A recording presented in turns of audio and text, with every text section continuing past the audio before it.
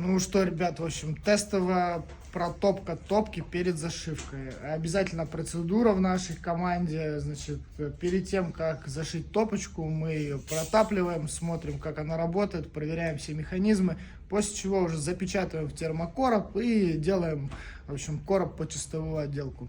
Вот такая история. А сегодня чешский Хокстер, пожалуйста.